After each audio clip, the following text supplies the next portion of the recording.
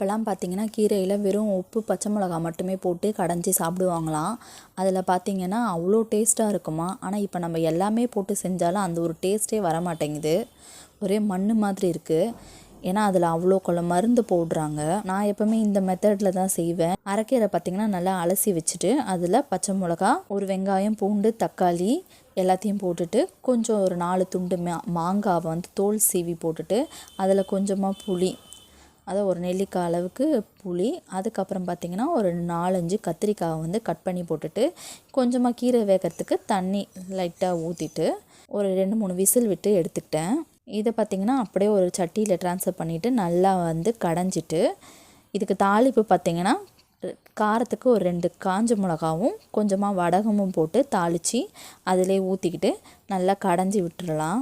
உண்மையிலே இந்த மாதிரி கீரை கடைஞ்சி பாருங்கள், ரொம்பவும் டேஸ்ட்டாக இருக்கும்.